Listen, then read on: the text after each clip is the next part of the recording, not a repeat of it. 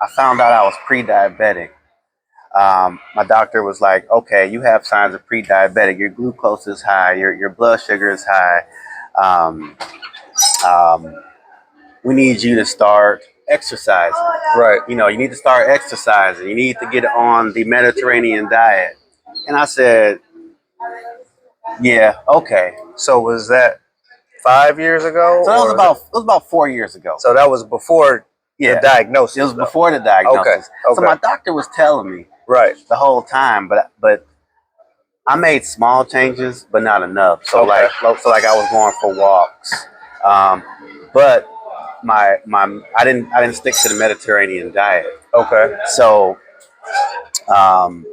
I'm on a yearly. You know, I need you to come back in a year. We're going to check you out. You know, Right. get your blood work done before you come in. I'm going to check you out. You know, but after like year two,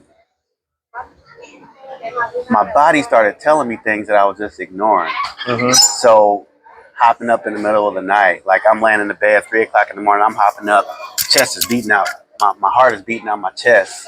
It's like I'm not getting blood flow to my heart or something like that. Yeah. So you rested.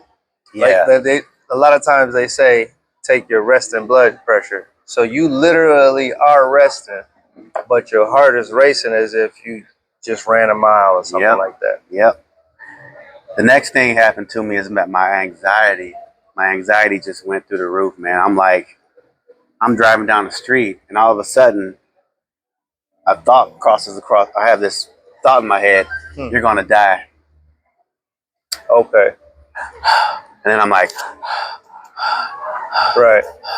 like, what the heck is going on? Right. Got to pull over on the side of the road. My body is telling me, hey, you're not functioning right. You know, you need to get checked out. Now I'm at work. I'm helping. I used to work in banking, you know, back in the States. I'm at work helping clients.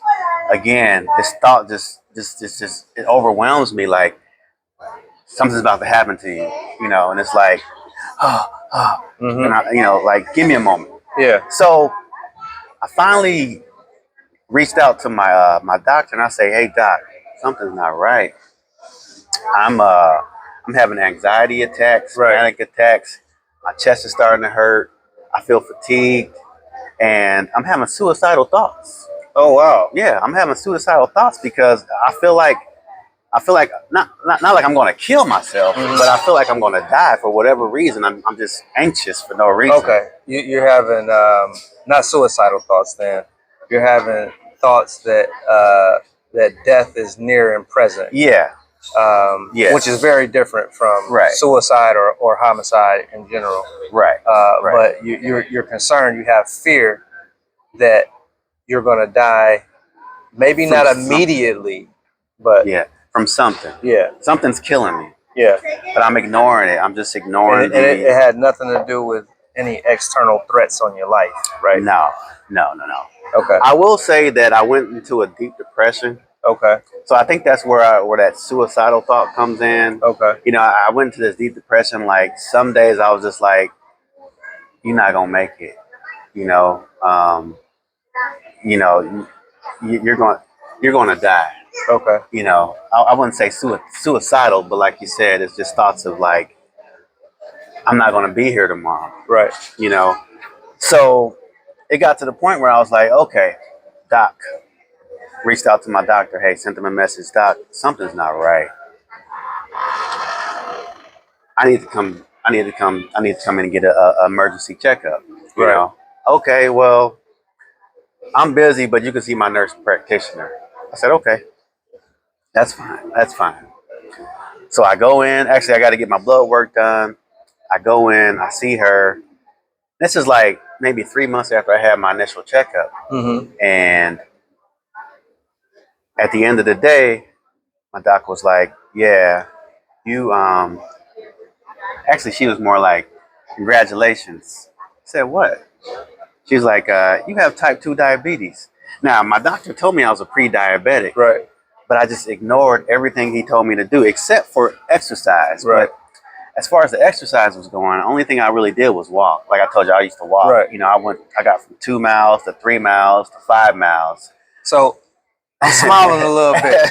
I'm only smiling because when we talked initially, your animation, the way you just said it just now, you were like calm. Yeah. But the way you said it when she said congratulations, Oh yeah. you got type 2 diabetes was like you were like saying so she, I mean, it was more like a celebration. Yeah. You know, when she walked in, she was like, "Congratulations."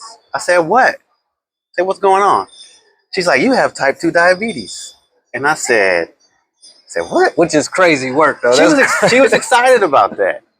But let me tell you why she was excited about that. Right. That's really big pharma's real. Right. You know, big pharma is real. They want us. They need us to sell prescriptions, to give referrals. You know, so when she told me that, she said, "I'm going to put you on high blood sugar pills. I mean, high blood pressure pills. Right. I'm going to put you on cholesterol pills. I'm going to put you on high blood sugar pills, which is metformin. Right. And I'm going to give you one touch." So one touch is the thing where you poke your finger to touch your blood sugar. Right. Man, that one touch and those little bitty needles that you use to put into the one touch. Yeah. Brother, we're talking, without my insurance, we're talking about $3,000. Yeah.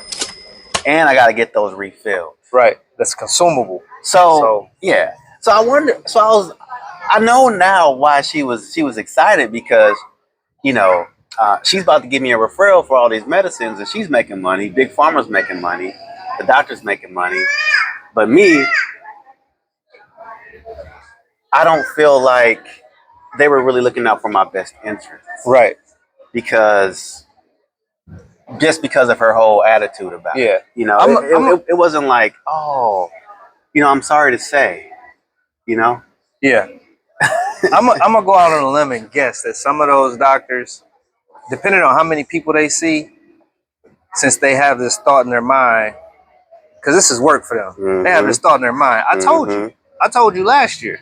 Yeah. Yeah, you made some changes, but I told you. Yeah. And you should have been doing it. So then they come back in the office and it's like, "Yeah, congratulations. Right. Here you go. This is what you worked for." Right. But the you know, that feeling of insincerity is like, I mean, I know you told me and everything, but you shouldn't be. You really looking like you gleeful out here.